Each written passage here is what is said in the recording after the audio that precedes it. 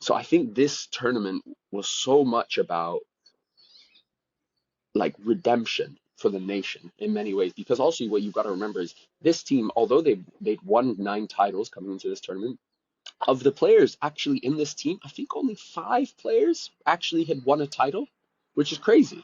It was only like, and of those, I think only Allende and Ohale had actually who started actually remember 2018.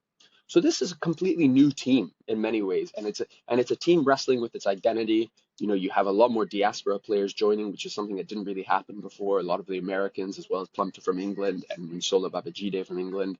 So I think it was a team wrestling with its identity, and Jennifer Achigini, of course, she scores.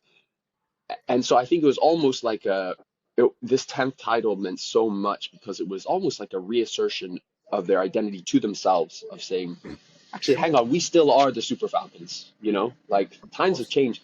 Morocco can invest 60 million US dollars a year into women's football. Banyana can have the best coach on the continent.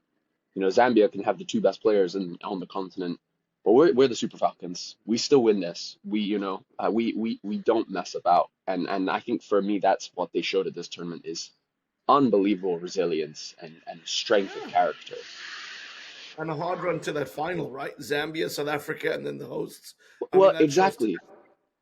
Yeah, and yeah, it was this kind of poetic kind of redemption arc. They lost to these 3 teams, and right from the end of the group stage, even though they won their group so comfortably, didn't concede a single goal, they had the hardest draw, and it was like, okay, if we're Sure. going to win this, we have to get redemption. We're not getting the easy draw. We're not getting the easy way out. We have to do it the hard way, and they did it the hard way. Absolutely. And Ali, I mean, if you're watching this game, and I don't want to be lazy and say it's a game of two halves, right? But how did Morocco go from being 2-0 up in cruise control, um, support right behind them? This is obviously a cauldron that they are reveling in, to the Super Falcons coming back and winning 3-2. Like, what was the moment that turns it? Is it as simple as that penalty, or you were in the stadium? Did you notice anything before that? Zane, honestly, it was just that penalty. It really was. Like, because even in the second half, I remember speaking with some of the journalists around me because I sat next to a Nigerian guy being like, wow, these Moroccans are just looking so confident. The flicks and tricks, Mm, and they were controlling the game so well. They looked so clean. We are talking about, man, Nigeria just don't have anything in terms of the creativity. They don't have anything. And then there's this one moment where they finally get a nice combination. I think it's Michelle Alozie, mm, Ijama Lucy, and Rashida Ajibade down that right wing. Like 2, 3 quick passes in behind. Ajibade is in behind. And you're like, okay, finally, it's the first time Nigeria have done anything of kind of mm, intricacy, showed any kind of craft, any guile. But as soon as they scored that penalty, everything changed. I was saying this, the atmosphere was hostile, it was aggressive. Suddenly it became very nervous, Zayn. You could sense the nerves in the crowd, mm. and you could sense the nerves in the Moroccan players. And yeah, the Nigerians just looks like they suddenly were, inspired.